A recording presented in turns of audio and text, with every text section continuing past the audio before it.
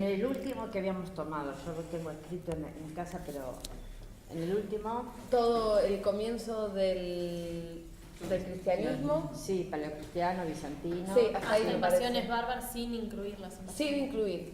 Bien. Vamos a tomar entonces...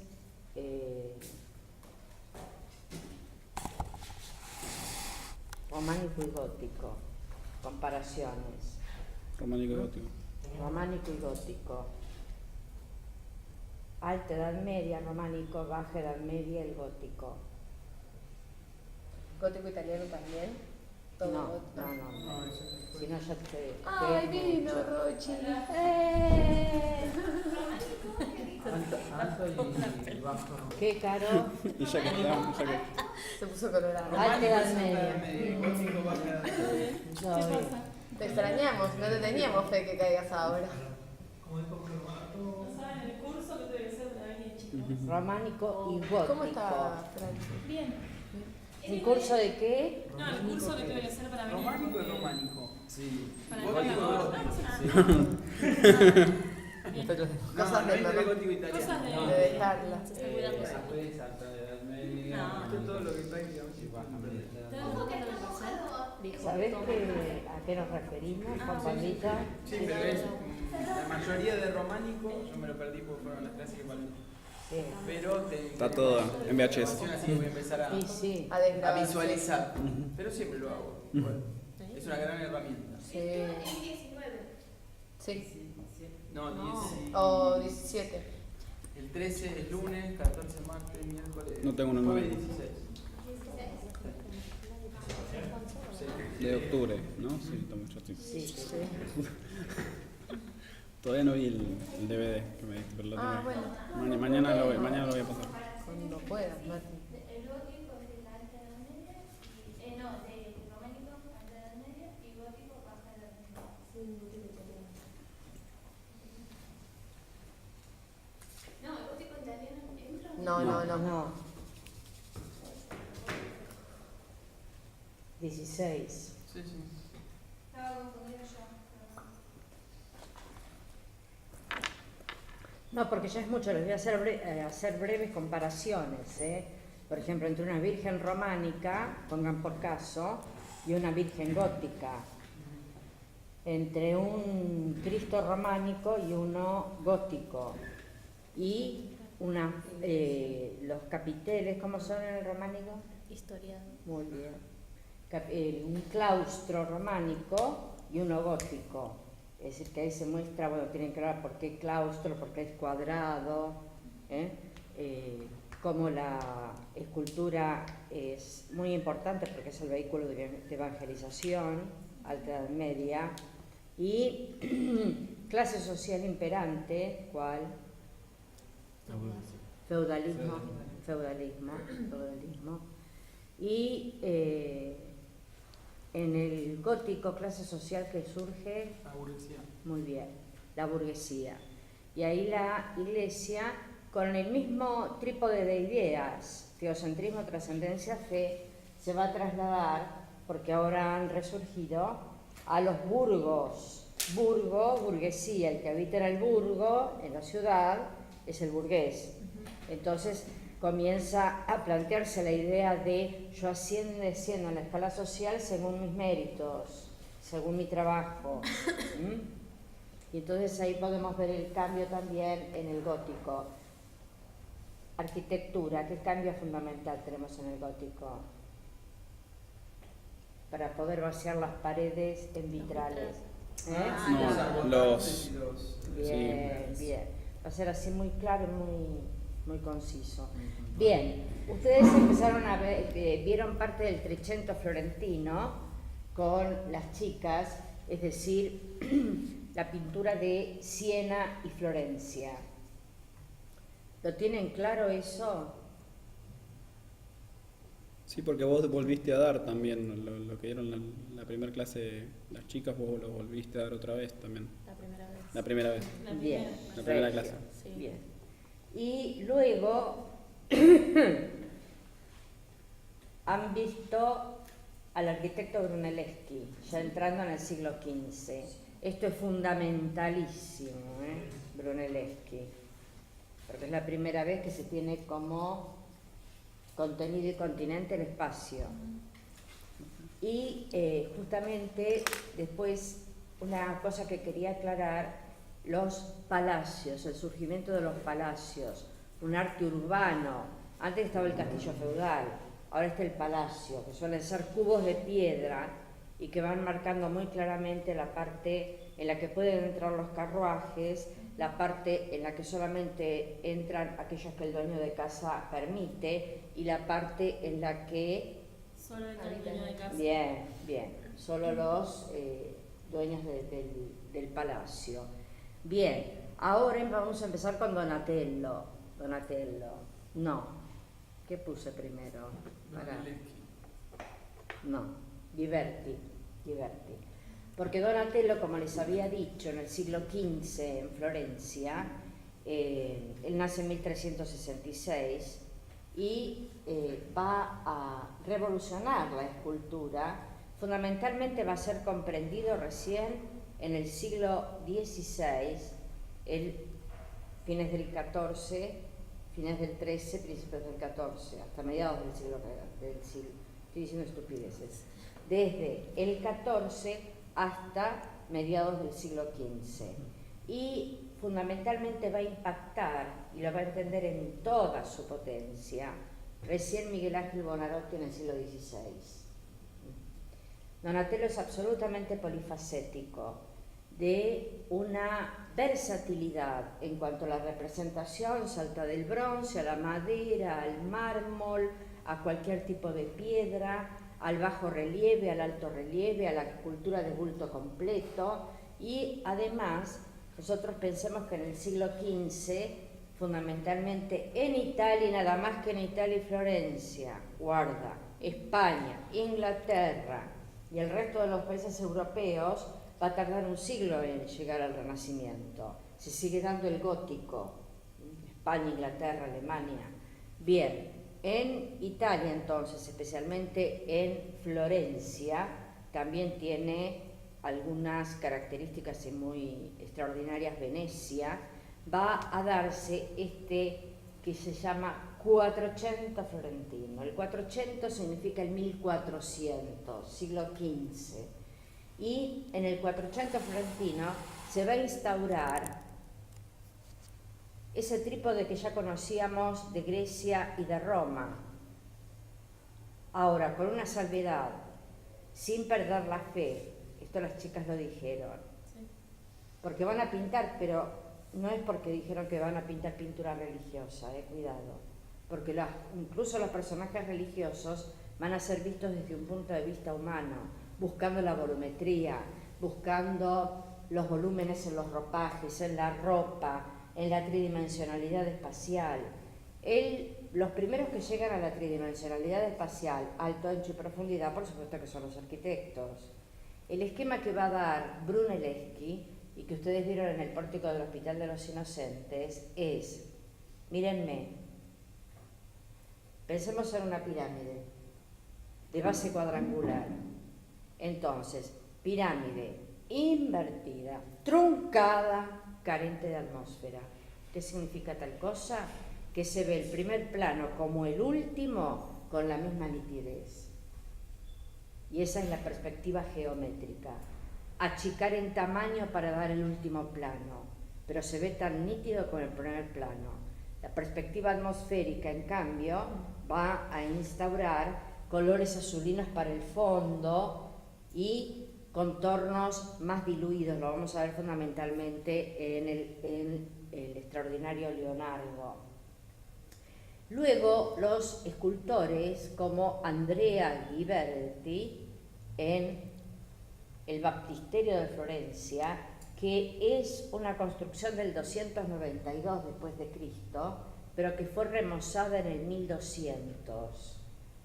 Baptisterio porque solía estar aparte la pila bautismal, así como, ¿se acuerdan? Ahora se van a acordar, yo les muestro esto. A ver, Claudito, por favor. ¿Pasaron lista por cuando llegue más tarde? No. pero como yo no lo registro todavía, No, es no, un no. problema, así que No, pensé que habían pasado. tontita. Miren, aquí tenemos la iglesia que se empezó a construir en 1260. Como la abertura que había quedado era tan grande, y el costo en madera era muy importante, se había dejado esto cubierto con listones. El campanile, que está separado de la iglesia, como el baptisterio cuyo techo estamos viendo acá, el campanile está hecho por Giotto, ¿se acuerdan? Giotto. Acá en la iglesia vemos la división en mármoles de distintos colores que, como había visto en Siena, frena la verticalidad, aunque el campanile solo mide 84 metros. Giotto pinta en Asís, después va a pintar en Padua y después en Florencia, en Santa Croce. Es el gran creador. Ocurre que los giottistas pensaban que pintar como Giotto o tener la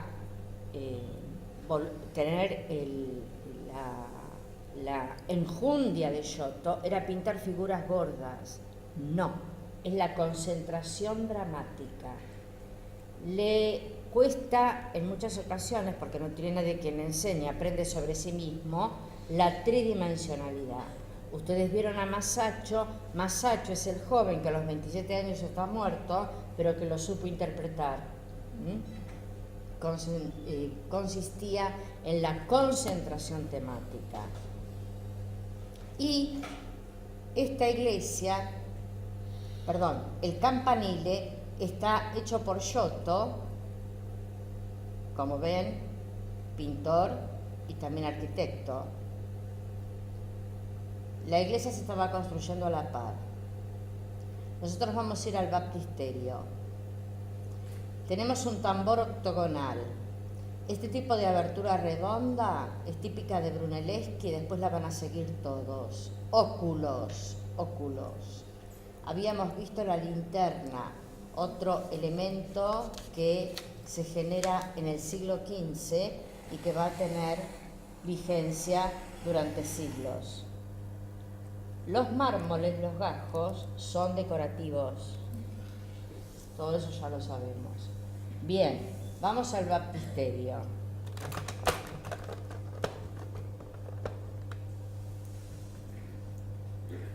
El baptisterio de Florencia, como les dije, es antiguo. Luego en el 1200 se lo rehace exteriormente. En el interior es totalmente bizantino. En el exterior está, en el siglo XIII, pautado en mármoles de distintos colores para frenar la verticalidad, que ya es una solución que conocemos en el gótico italiano. Ahora, el baptisterio tiene tres entradas. Las primeras las construye a partir de 1320, son puertas, Andrea Pisano, no confundir ni con Nicola ni con Giovanni, Andrea Pisano.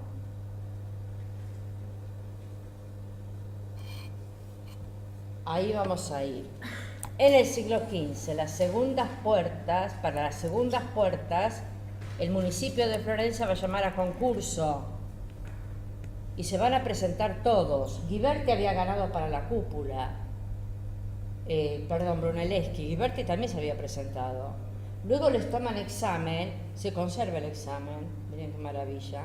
Les toman examen para la escultura y gana Ghiberti. Aquí pueden ver la monumentalidad. Estas son las terceras puertas a las que ya no se llamó a concurso y que las hizo Andrea Ghiberti.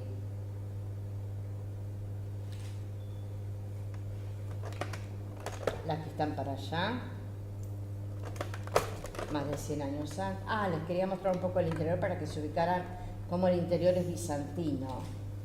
Tenemos un Cristo Pantocrátor mostrando justamente sus heridas, sus estigmas, y acá una representación del infierno. Pero como ya hemos visto arte bizantino, lo dejamos. Andrea Pisano hace estas puertas entre 1320 y 1360. Va a, porque tiene ese esquema para trabajar, va a dividir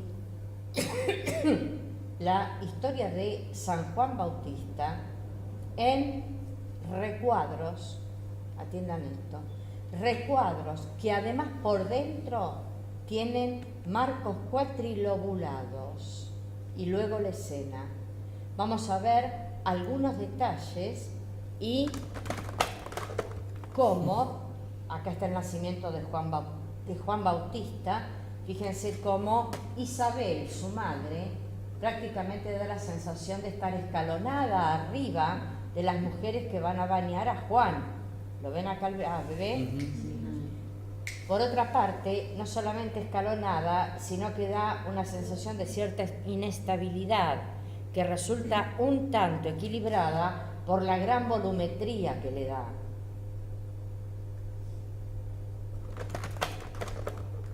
En este caso, Andrea Pisano cuenta otro momento de la vida de Juan, el momento por el cual lo llamaban Bautista. Está bautizando a su primo hermano, a su primo 6 meses más chico que Jesús. Y fíjense ustedes cómo el agua pasa por delante como si fuera una especie de falda o pollera. No está en perspectiva. Lo mismo que la paloma del Espíritu Santo. Las plantas representadas y los árboles, como ocurría con la pintura de Giotto, parecen como lechugas grandes. Es una maravilla, guarda. Estamos estableciendo el esfuerzo enorme que está haciendo Andrea Pisano en el 1300 para tratar de generar la volumetría y la tridimensionalidad. ¿Qué me decías, Ro? ¿Es madera, profesor? No, bronce. Bronce. Todo bronce. Qué locura. Estas ahora se las olvidan. Andrea Ghiberti va a hacer las segundas puertas. El municipio de Florencia llama a concurso y presenta las características que tiene que tener el examen, y es el episodio de Abraham sacrificando a su hijo Isaac, que tenga 2 campesinos, que tenga un caballo, que tenga una oveja, árbol, y después componelo como puedas. A ver quién gana. Estas las va a hacer después él solo, porque ya es el momento en el que le dicen, por favor, Ghiberti, venís. Las segundas puertas de Andrea Ghiberti las construye entre 1400 y 1425. Entre 1425 y 1450 va a decir, sí las hago, si me liberan absolutamente de cualquier esquema compositivo. Por lo tanto, planteó en 10 recuadros nada más toda la historia sagrada. En algunos de esos recuadros de bronce hay hasta 100 personas. Vamos a hablar al examen de las criaturas. Miren, qué nenes. Mientras Brunelleschi se está desarrollando la construcción de la cúpula, se presenta también al concurso para las segundas puertas del baptisterio. Aquí podemos ver las características pedidas. El ángel, Abraham, Isaac.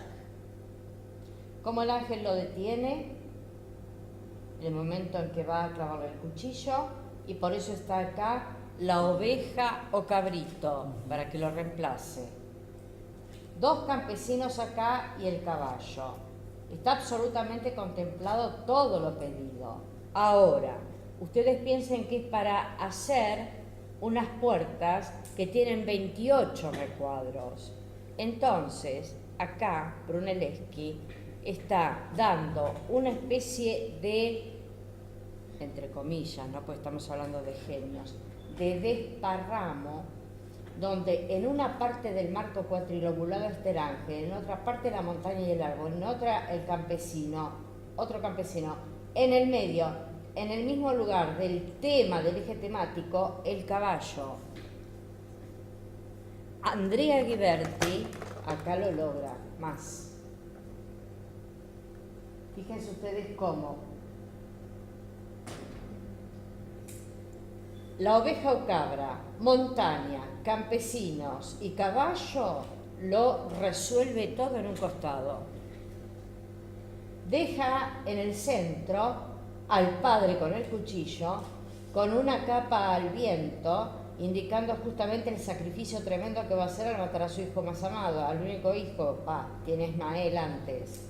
El ángel lo está deteniendo, de modo tal que entremos por acá, entremos por acá, entremos por acá o entremos por acá, vamos directamente a ellos. Entonces, frente a la composición que eligió Brunelleschi, la de Andrea Ghiberti contempla exactamente lo mismo, si no, no se lo hubieran aceptado, pero logró resolverla de una manera más equilibrada. Entonces le dijeron, bueno, las segundas puertas, estamos en el 1400, las hace Andrea Ghiberti. Ahora, Andrea Ghiberti tenía que respetar el enmarque que había tenido ya más de 80 años antes Andrea Pisano. Un rectángulo y dentro un marco cuatrilobulado que es típico del gótico. Pero vamos a ver cómo en estas puertas Ghiberti está generando, fíjense, la tridimensionalidad. Aquí tenemos una María que está esperando a la Anunciación y que se asusta. Todo su cuerpo se comba. Acá podemos ver cómo el ángel está descendiendo y Dios Padre envía la paloma del Espíritu Santo.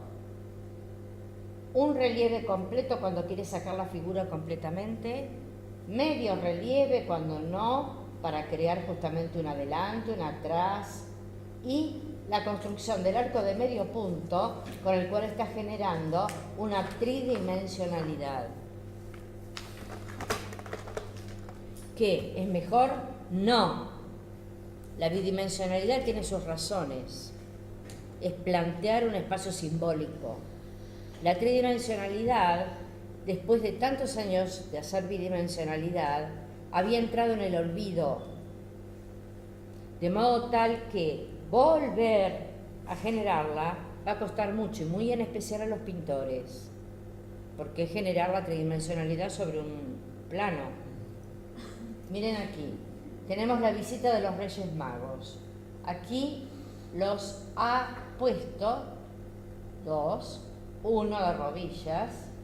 Miren cómo representa a José, el cuerpo prácticamente delineado apenas, saca la cabeza, de modo tal que está figurando un atrás, un medio, un adelante, con el niño y uno de los Reyes Magos. La volumetría de los pliegues está también puesta en los cuerpos. Nosotros vemos, sentimos una pierna. Es un tema religioso, pero está visto desde lo humano, desde lo humano. Aquí, en otro de los recuadros, Andrea Ghiberti está mostrando el momento en que Cristo calma la tempestad. Vean la inclinación de la vela, cómo va hacia él, a él no lo toca, intenta todo este grupo humano de frenarla, pero no hace falta para él justamente frenarla para que no le caiga encima, y acá se ha tirado al agua uno de los futuros discípulos y avanza hacia Jesús, que le extiende la mano. Esta figura está completamente excavada, salida. La figura de Jesús también, ¿ven en el atrás las olas?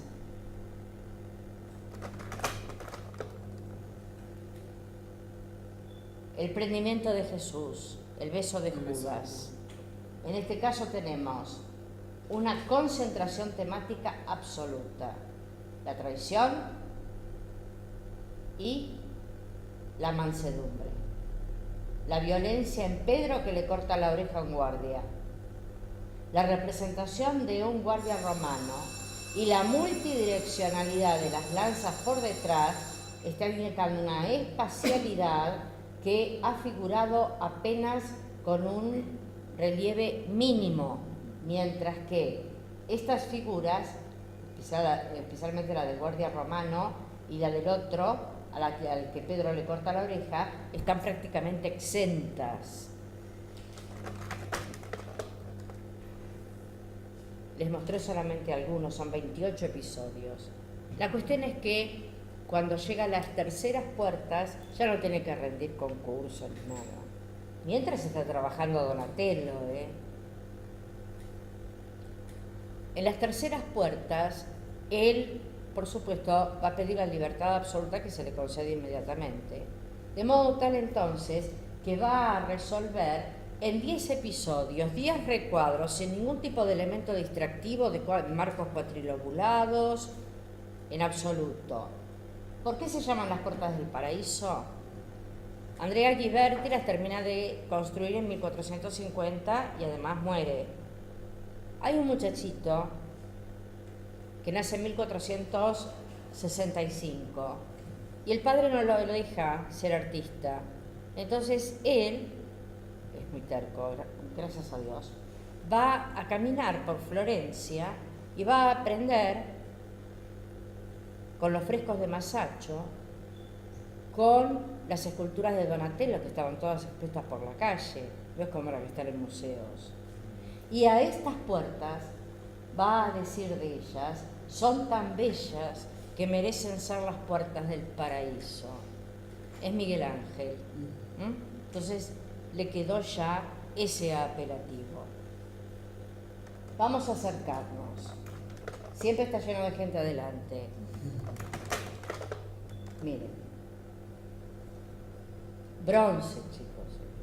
No se lo puede ilustrar permanentemente, ni mucho menos, porque hoy no tendríamos nada. Esto tiene 600, 700 años. Entonces, el recuadro, sin ningún tipo de elemento que interfiera en la lectura, en la claridad de lectura que les interesa muchísimo, claridad de lectura en arquitectura, claridad de lectura en escultura. Y acá está representando el Génesis. Algunas de las placas tienen hasta 100 personajes. Él se ufanaba de esto. Para decir, en alguna de mis placas tengo hasta 100 personajes, tiempo después de haberlo hecho. Y acá a los costados está poniendo una efigie de Brunelleschi, una efigie de Ghiberti, es decir, el antropocentrismo y la nueva concepción del artista, la individualidad. Miren,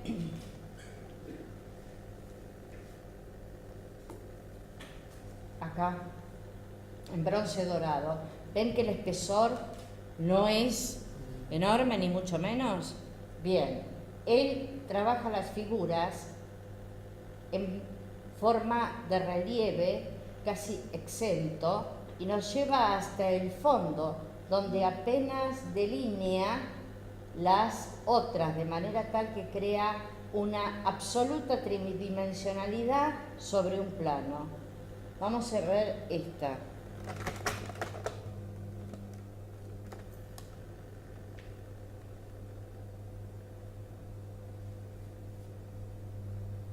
La creación de Adán.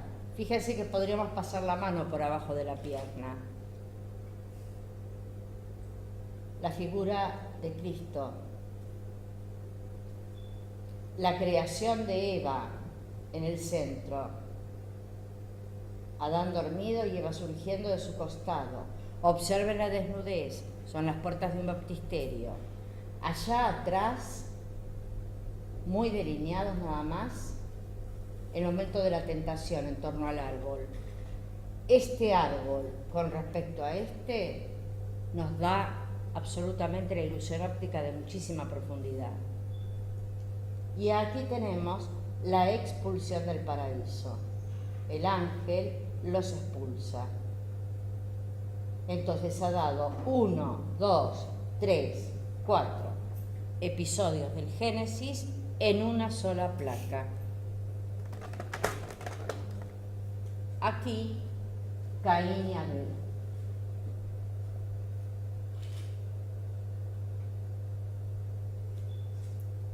Observen cómo aparecen trabajando cada uno con respecto a lo que se había dedicado.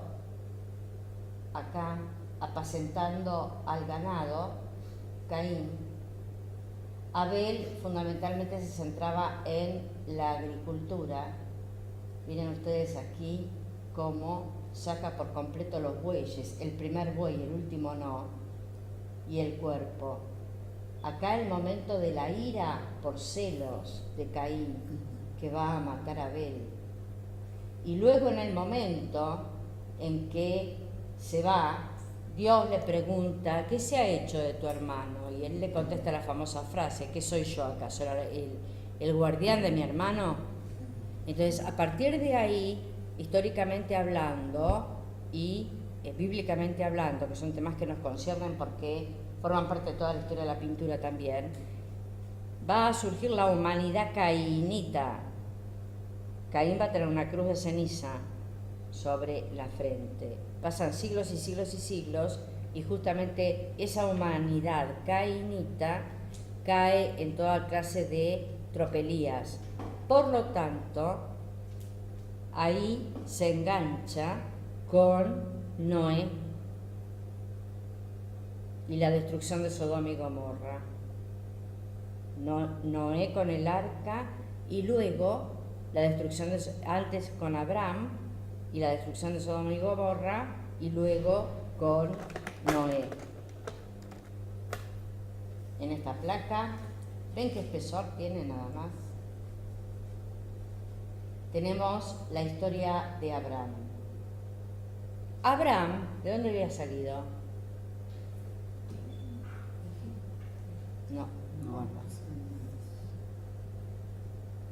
De Ur de Caldea, es decir, de las ciudades sumerias. Él sentía como una especie de vacío con respecto a los dioses. Entonces va a tomar a su mujer, Sara, a algunos que lo quieren seguir, a su ganado, y se va a ir. El padre va con él, pero después se separan.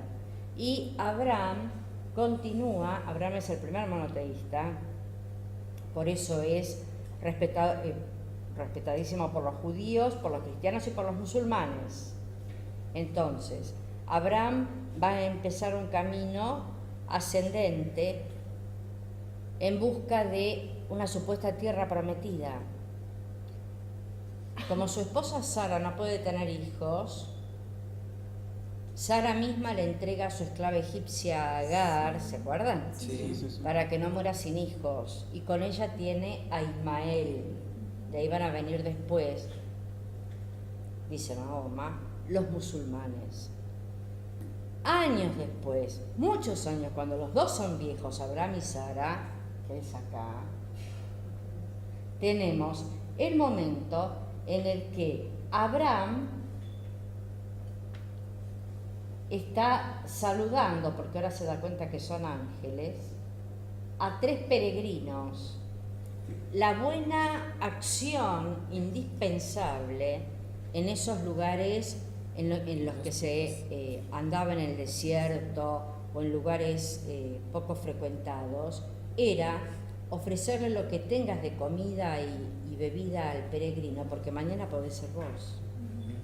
Entonces, se le aparece al anciano Abraham, se le aparecen 3 individuos.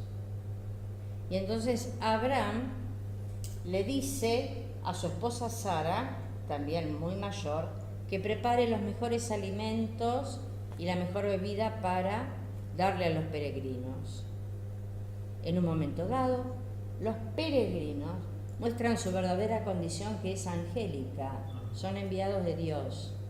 Y entonces le dicen, vas a tener un hijo con Sara.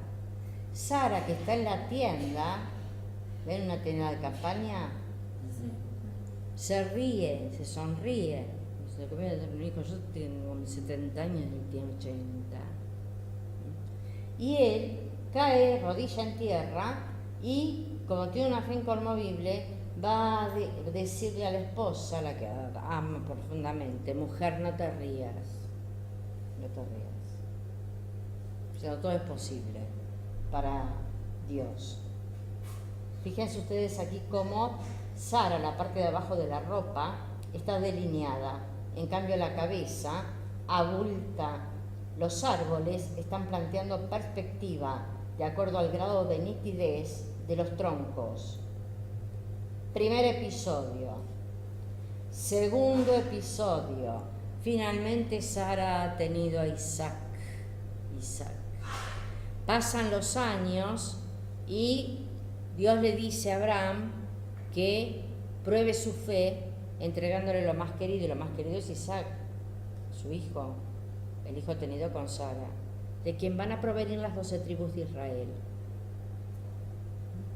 Entonces, acá, fíjense cómo aparece la representación de Abraham tenido por el ángel y su hijo Isaac, en un nivel de volumetría mucho más aplanado que este. Entonces vamos, acá, antes de que mostraran que eran seres enviados por Cristo. Luego, acá cuando él cae de rodillas agradeciendo, Sara en la tienda, pasaron los años, va a sacrificar a Isaac. Miren el escorzo de este animal. Escorzo, ustedes saben más que yo, es cualquier posición que varía de la frontal. Cuesta muchísimo hacer eso cuando no tenés escuela previa. Entonces, aquí podemos ver perfectamente cómo ha delineado la parte trasera y luego lo mete, perspectivamente hablando, hacia adentro. Y acá es el momento en que los hijos de Isaac, Esaú y Jacob, se van a distanciar porque el mayor es Esaú, el menor es Jacob. Pero su madre Rebeca, la esposa de Isaac, prefiere al más chico, a Isaac. A Jacob, perdón. ¿Quedan gemelos? No eran gemelos. No, Esaú es más grande. Esaú, por otra parte, es un gran cazador, tiene mucha habilidad para cazar animales. De manera tal que a medida que pasa el tiempo, Isaac, ya bien envejecido, va a ir perdiendo la vista. En esa época era muy importante tanto tener un hijo para legarle lo poco o lo mucho que hubieras podido obtener, como respetar la primogenitura, el primogénito, que es Esaú. Entonces, Esaú, que es violento, colérico, va a salir de casa, como siempre, y su padre estaba muy orgulloso de él porque traía magníficas piezas de cacería para comer y demás. La cuestión es, ya van a ver cómo lo pinta Rembrandt, esto lo van a ver en tercer año. La cuestión es que en uno de esos momentos, Rebeca toma a Isaac, le toma a Jacob y le va a poner una piel de oveja, porque Esaú era muy peludo. Entonces, como Isaac ha ido perdiendo la vista, tantea. Entonces lo tantea, se siente morir, lo tantea y dice, bueno, Esaú, la primogenitura es para vos. Pensando que es Esaú. Cuando Esaú, antes de salir a cazar, le había dicho a su hermano, te vendo la primogenitura por un plato de lentejas. No importa un pito la herencia de nuestro padre ni el respeto a los ancestros. Entonces, por eso Rebeca decidió eso. La cuestión es que en el mismo momento en que Jacob es nombrado, se le da la primogenitura, pensando que es su hermano mayor, La madre le dice, andate porque Esaú es muy violento y te va a querer matar. Entonces ahí parte Jacob y va a casarse 2 veces, una con Lía y otra con Raquel. De Jacob provienen las 12 tribus de Israel. Sus 2 hijos menores son José y Benjamín, que es con los que tiene más afecto porque amaba profundamente a Raquel. Son hermanas.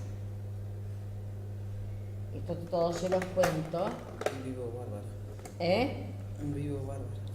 No, lo trabajó como una bestia porque el padre era muy ambicioso, el padre de ellas. Entonces cuando él solicitó a Hizo esperar 7 años. a Raquel, claro, le dijo, no, primero te casas con la mayor, trabajas para mí 7 años Sí. y después a lo mejor te doy la mano de Raquel. Y trabajó 7 años como un condenado y cuando fue a pedir la mano de Raquel le dijo, otros 7 no estarían mal. Entonces así sucesivamente. Ojo, a Abraham, Isaac. Sara, Isaac, Rebeca, Jacob, Lía y Raquel están enterrados en Israel, Sus cuerpos están en la montaña excavada de Macpela, que había llegado a comprar, según dice la tradición, Abraham. Estos son episodios que va a pintar Rembrandt, después Zurbarán, etcétera, etcétera, etcétera, etcétera. Fíjense ustedes aquí en el acercamiento cómo observamos la nitidez de las hojas en lo que quiere figurar como un primer plano y cómo están totalmente aparejadas con el fondo para generar un plano más atrás. Sara, atiendan la diferencia entre la parte de abajo de la túnica con el brazo.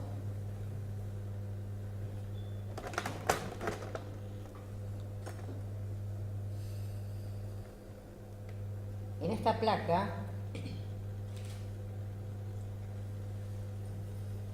va a dar la historia de José. José, uno de los hijos menores de Jacob, uno de los hijos de Raquel, es muy distinguido por su padre y sus hermanos mayores están celosos. Entonces, en un momento dado, lo van a tirar en un pozo para que muera. Al poco rato se arrepiente, lo sacan del pozo y lo venden como esclavo a unos mercaderes egipcios que pasaban.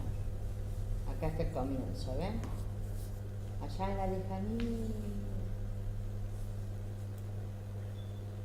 José, vendido como esclavo en Egipto, va a un tal Potifar, también pintado por Rembrandt, va a saber interpretar mucho los sueños. Los sueños son importantes a lo largo de toda la historia de la humanidad, no solamente patrimonio de Freud. Los sueños eran claves y justamente el faraón era uno de los principales que buscaba especialistas para que le leyeran los sueños, porque siempre se tomaba como mensaje de los dioses, como elemento premonitorio, etc. La cuestión es que José, que es esclavo de Potifar, que es un dignatario egipcio, es muy querido por su dueño, porque es muy leal, muy servicial, y va a tener un problema con la mujer de Potifar porque ella lo codicia sexualmente y él la va a rechazar, dice, yo no le hago esto a Potifar, entonces se gana el encono de ella. En un momento, Potifar está ante el faraón escuchando lo que le dice su intérprete de sueños. Está acompañado por José. Lo quiere matar cuando José empieza a decir, no, faraón no es ese el significado.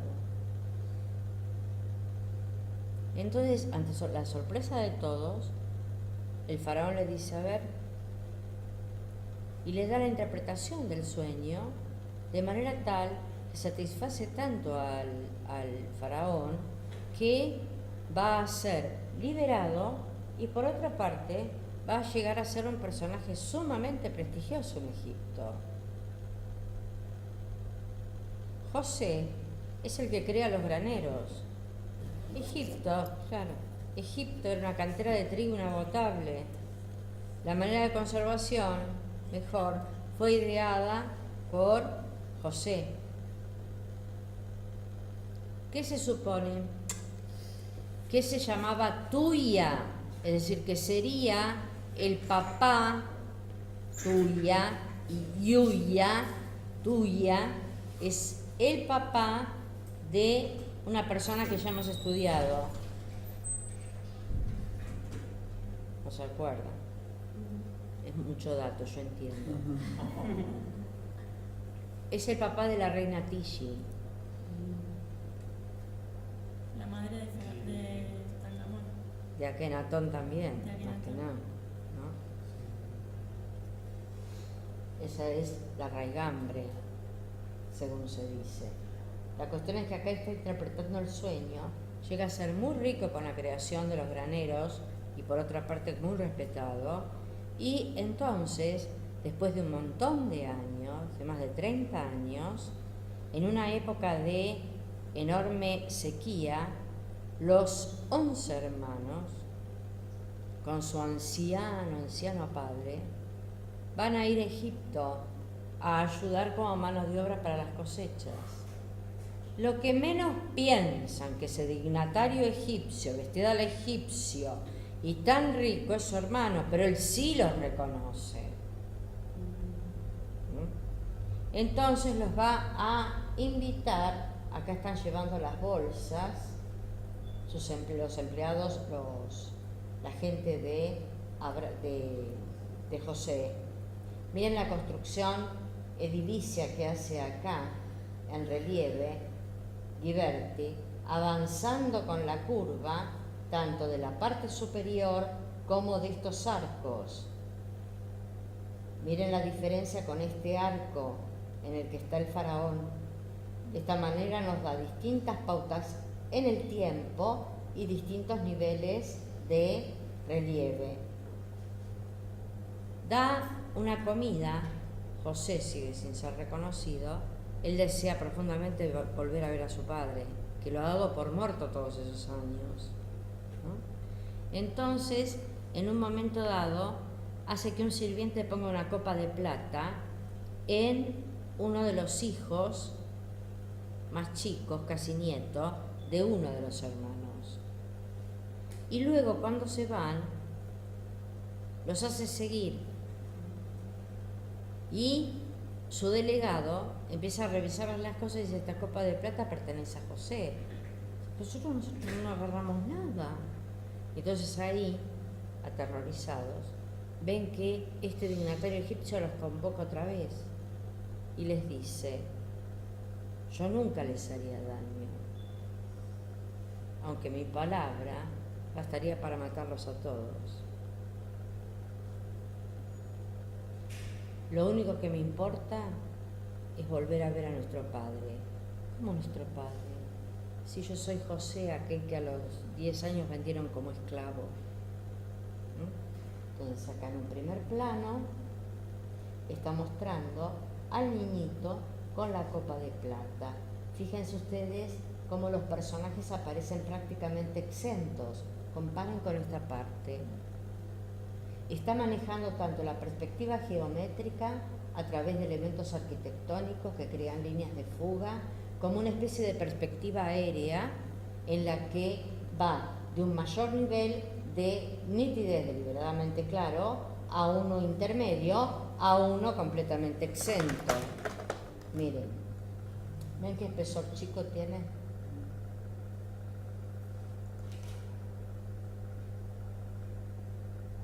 Los hermanos, las mujeres, los descendientes de los 11 hermanos de José.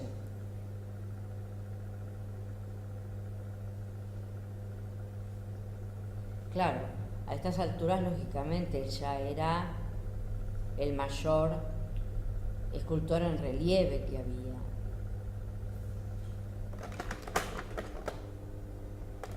Y este es el paso del Mar Rojo. Es el momento en que Moisés, después, mucho tiempo después, va a liberar al pueblo judío, a su pueblo, del dominio egipcio. Este es el momento en que abre el mar para que los judíos puedan cruzar al otro lado y ponerse a salvo de los egipcios que vienen detrás para matarlos. Y este es el momento posterior, bien posterior, en que, habiendo atravesado el desierto durante 40 años, ya lo veremos en pintura de Botticelli en la Capilla Sixtina, aparece recibiendo las tablas de la ley. Aquí muy cansado, emocional y físicamente, porque ya era anciano, y entrar en contacto con la voz divina lo dejó absolutamente extenuado. Y cuando termina de bajar, se da cuenta de que su pueblo no lo supo esperar. Faltó 40 días, pero empezaron a dudar. ¿Y si los verdaderos dioses eran los que dejamos en Egipto y seguimos un solo Dios que no existe? Entonces allí es cuando Moisés les va a tirar las tablas de la ley. ¿Qué son los mandamientos? Ya lo veremos a Moisés. Ahí estaban adorando un becerro, ¿no? En ese momento. Un becerro, fundido. exactamente. Él escucha los cantos de lejos, así es como va a elegir interpretarlo a Miguel Ángel Buonarroti. Sentado apenas, se agarra la barba y rota la cabeza como escuchando. ¿Supieron esto? Sí, ya vamos a ver. Donatello. Donatello puede darnos un San Jorge de esta índole, en la que fíjense ustedes el largo del brazo y la forma de flexionar los dedos inspiró muchos años después a Miguel Ángel Buonarroti para el David.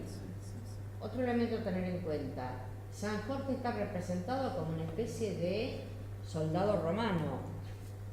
La Rinascita de la Antiquitas, el renacer de la antigüedad grecolatina en cuanto a anatomía, a verosimilitud de la anatomía y a tridimensionalidad, aunque se trate de un personaje religioso.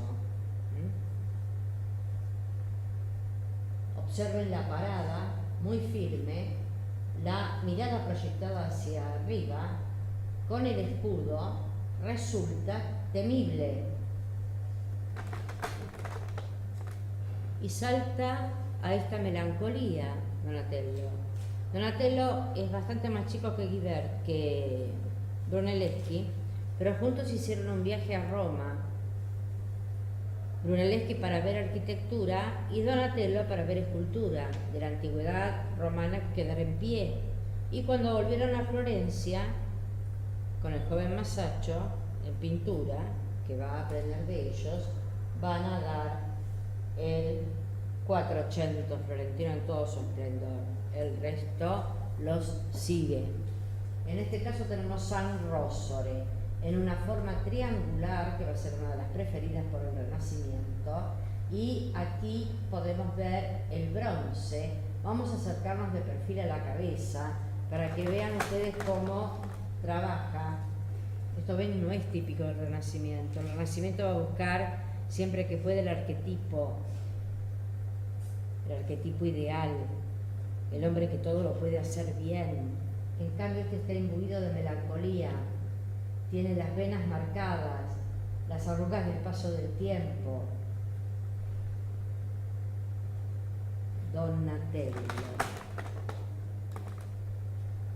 Donatello hace dos David. Este es el más famoso. Ténganlo en cuenta porque después con Miguel Ángel cambia toda la iconografía. ¿En qué sentido? Donatello, el gran Donatello, se ciñe a la lectura bíblica. ¿Qué dice? ¿Qué dice? que Que era sí, flaquito y que era un. claro, pibe era un chico. adolescente endeble que se enfrentaba al gigante Goliat. Tengo ahí, hagan de cuenta que no tengo nada porque es la hora, ¿no? Ah, no, falta un poquito, espérenme que me tomo 7 traguitos. ¿Eh? No, mi vida, ya tientas nomás. Miren este David, un adolescente, encantador, en contraposto, incluso acentúa su fragilidad con un sombrero en el que ha puesto laureles. La piedra con la que desmayó a Goliat está acá, pero sonríe calmo, ahora lo van a ver de cerca, con la espada y con la enorme cabeza de Goliat entre las piernas. Acá tenemos la nariz de Goliat, los ojos hundidos y la barba. De manera tal que era usual decirle al espectador, con claridad de lectura, quédate tranquilo que es muy endeble, pero pudo, pudo. En el Alto Renacimiento, con Miguel Ángel, en el siglo XVI, va a ser otra la cuestión. Miremoslo de cerca. Tiene una gracia adolescente, cuasi femenina. Los laureles allí y la satisfacción y la semisonrisa de un muchachito endeble que ve el producto de eso que jamás hubiese podido lograr sin la ayuda divina. Entonces, un San Jorge guerrero como un romano, un San Rosario envejecido y sumamente melancólico. Acá, un encantador adolescente, sonriente y sensual. Entonces, ¿cuál es la tuya, Donatello? Mira, este es el exterior en Florencia de la iglesia de Or San Michele, que acá tiene toda una tracería en los arcos gótica. Y acá la coronación de este arco también es gótico, ¿no? Como este trilobulado. Pero las esculturas, ahora las van a ver bien, son profetas del Antiguo Testamento que le fueron encargados a Donatello por el gremio de la lana. Donatello con estos profetas va a generar, sin saberlo, claro, el expresionismo del siglo XX. Vamos a acercarnos a Habacuc. La gente al verlo, mármol acá, la gente al verlo, porque ya les digo, están expuestas hoy, ¿no? La gente al verlo incluso los sentía tan cercanos por la carnalidad y la verosimilitud que hasta le ponían sobrenombres. Este es el profeta Habacuc y la gente le decía Il Zuccone, porque Il Zuccone es el que está calvo. Pero miren ustedes, atiendan. ¿Qué tal? Parece salir de un campo de concentración. Sí. Todo el dolor del mundo representado acá. Fíjense ustedes, la boca abierta, los dientes expuestos, el paso del tiempo. Esto en el Renacimiento no es habitual, por eso les dije que Donatello es complicado. Otro profeta, completamente distinta. La psicología y la gestualidad. Hay ira, sarcasmo, mira hacia la humanidad como diciendo no vale la pena ni predicar ni anunciar nada. El otro tenía puro dolor. Jesús se permitía jugar con eso, digamos, en cada cultura que hacía, ¿no? Claro, no lo hacía nadie, eso no va a ser hasta mucho tiempo después. Miren Resignación. miren la barbilla, los párpados pesados como si hubiera llorado, las arrugas del paso del tiempo, tanto en la cara como en el cuello, mirando hacia abajo, preguntándose, ¿servirá lo que digo? de repente cuando dice, bueno, yo más o menos te tengo claro, Donatello, te surge con un putti, como lo llaman los italianos, a un cupidito, travieso, panzón, que está bailando, como si fuera una danza pagana. Y miren ustedes acá la técnica de la túnica mojada que habíamos visto en Calímaco, el escultor griego, pero acá en bronce.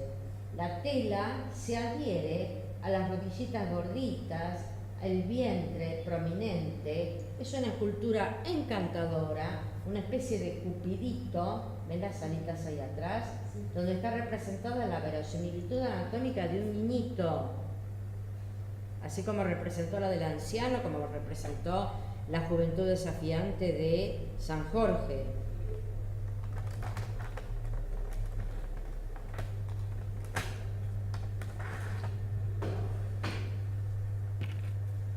Les pasó de 3 manos y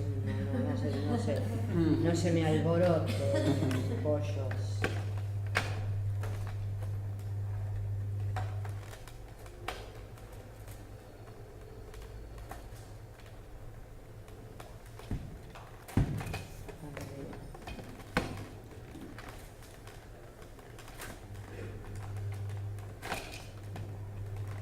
¿Del profe de ahí? No veo, Clau, pero entre que prendes la luz y todo, toca el timbre y nos corre vertiginosamente el tiempo. Ocurre que esto tendría que estar encerado, nunca se lo hizo. Y aparte ahora me doy cuenta que la profesora es una vieja estúpida, porque lo estaba poniendo al revés. Date cuenta. No. A ver, déjame ver. Equivocarse es humano. ¿Qué? Equivocarse es humano. El que trabaja se equivoca. Que trabaja y se equivoca. Miren, gracias Clau. Fíjense este púlpito. En Florencia es adorado, aunque también va a ser convocado en Siena, en Pisa. En este púlpito, él está en la iglesia de San Lorenzo, la iglesia que había hecho Brunelleschi, financiada por los Medici, y podemos ver cómo la técnica del relieve la maneja a la par de Ghiberti, pero además todo lo otro. Miren ustedes acá cómo los personajes se derraman saliéndose. Estos púlpitos tenían una escalerita por la que subía el sacerdote a predicar. Hoy, por supuesto, te cortaron pies si subís.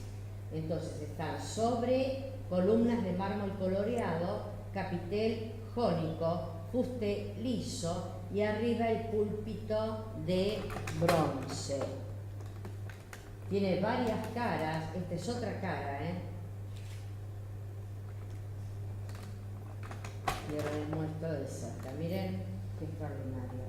Acá está dando la oración en el huerto. Jesús solo es el único que está despierto. Sabe que ya van a venir a traicionarlo. Todos sus apóstoles, todos sus discípulos completamente dormidos. Acá él está diciendo de alguna manera: aparta de mí este cáliz. Es decir, siento que no voy a poder sufrir lo que me espera.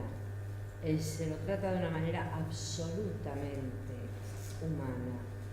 Y luego les va a reprochar que hayan estado todos durmiendo cuando él, en soledad absoluta, estaba justamente pidiendo fuerzas. Miren cómo derrama como si fuera una ola por fuera estas figuras, haciéndolas casi exentas. Observen ese pie como se sale por completo. Observen en cambio aquel árbol que está allá.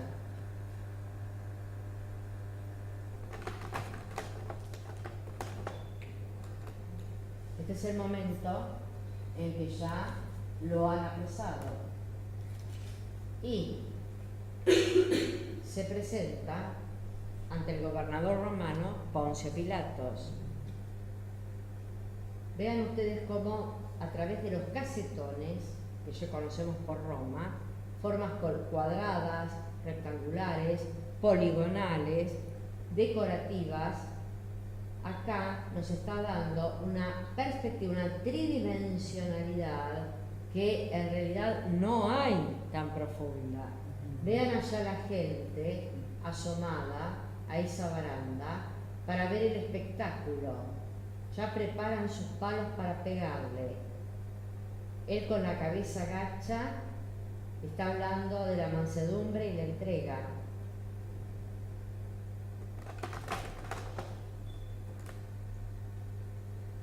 Extraordinario.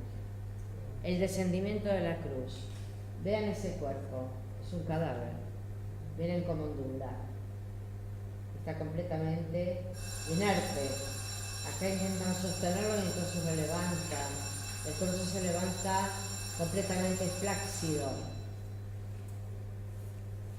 Acá María, abrumada por el dolor, no puede reaccionar. Acá María Magdalena. Y este es Juan Evangelista. Tiene una fuerza, yo los dejo, una fuerza dramática, dramático-trágica, que alterna con una gracia casi pagana. Esta es la cantoría de Florencia. Es el mármol. ¿Qué cosa? Cantoría. Es el lugar donde se ponía el coro, como un púlpito. Y acá está dando a través de las columnas, por detrás de las columnas, toda una carrera encantadora donde predomina justamente la picardía de la niñez, de un montón de angelitos que están corriendo por detrás de columnas. Vamos a acercarnos. Miren, fíjense, bailan, cantan. Esta parte pronunciada acá atrás es un ala. Y esto es distintos materiales, cobre, bronce, incrustado. Acá pueden ver cómo se adhiere al fondo. Acá saca por completo la pierna. Este otro con sus alitas va corriendo como si fuera un niñito, festejando justamente la palabra divina. Temas religiosos, pero sin pero. Postura antropocéntrica.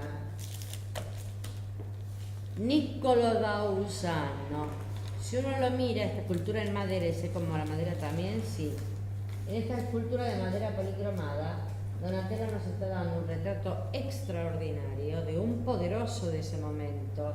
Fíjense ustedes el gesto de soberbia que tiene. Se siente dueño del mundo. Donatello se lo capta y lo representa. Y para terminar, gracias por aguantarme, esto es nadie nunca, ni antes ni después, volvió a representar a María Magdalena de esta manera. María Magdalena ha vuelto a hacer penitencia en el desierto. Por las manos nos damos cuenta de que es joven, pero el dolor emocional, la culpa de la vida pasada, ha hecho estragos en su cuerpo, en su belleza. El cabello le cae en guedejas como la piel que viste. Reitero, es absolutamente inusual esto dentro del Renacimiento. Miren aquí. Las manos ven que son jóvenes. Miren, comparen con el cuello. Es una escultura absolutamente desgarrada. Desgarrada. Y veníamos de los angelitos corriendo contentos atrás de la cantoría. Gracias por... Vamos a seguir con la pintura después de un ensayo.